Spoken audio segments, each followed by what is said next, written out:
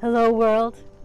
This is an introduction to the forthcoming series, a deep dive into the 24 anti-laws of luxury marketing, an idea developed by Jean-Noël Kapferer and Vincent Bastien in their book, The Luxury Strategy: Break the Rules of Marketing to Build Luxury Brands.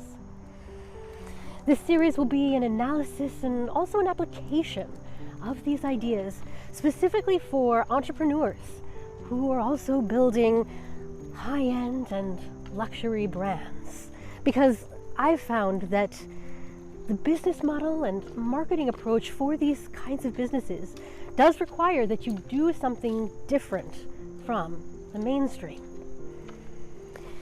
In fact, this is the reason why Kapferer and Bastien call them the anti-laws of luxury marketing, because they recognize that there are certain principles that are peculiar to this realm of business, that the laws are in fact quite the opposite of the laws that you would hear in traditional entrepreneurial approaches. Which is not to say that these are wrong or wouldn't work. In fact, if you were building a mass market brand, you probably would want to follow the standard best practices of entrepreneurial advice that you hear. But high-end and luxury, the game we're playing, it requires something different. So just a little bit of background. As I mentioned, this book is The Luxury Strategy. I have the first edition here. Second edition came out in 2012, and by that edition they came out with up to 24 of these anti-laws of luxury marketing, and in this series we'll be examining each of them one by one. It's been my experience that you may not find all 24 of these to be useful or applicable to your particular business goals or venture, market, or niche, but hopefully there are insights that you can derive. And my goal really is to provide you with a springboard of ideas so that you can think differently about what it is that you are creating as you build your own brand, bringing excellence into the world. This project, truthfully, was born out of some of my own frustrations and challenges as an entrepreneur. Going back 5 years now, as I started developing a coaching business, which I eventually decided to integrate with a travel business when I had one of those transformative epiphanies, realizing that travel was, for me, one of the greatest sources of development and growth in my own personal and professional life.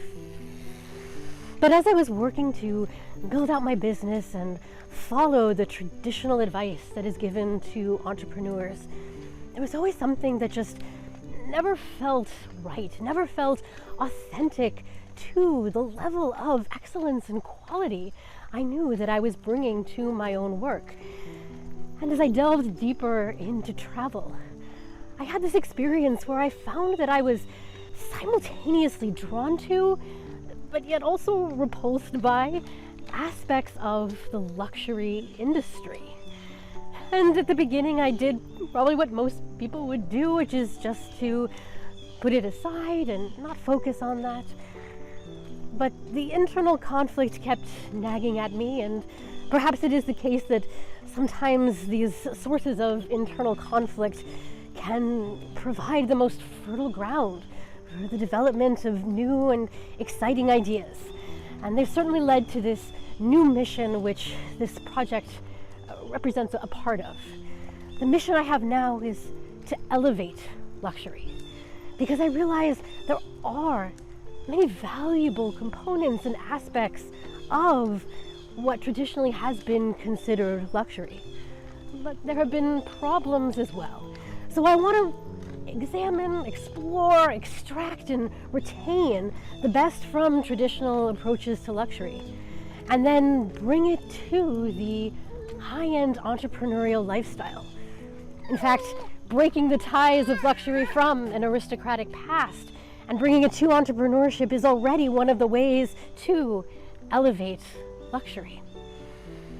If this excites and intrigues you, then I hope you will come along for this journey.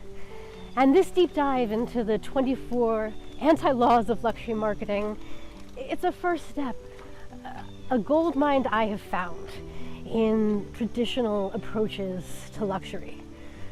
So come along, let's look at each of these one by one, draw what insights we can, and create better luxury for ourselves, our businesses, and the world. Till next time.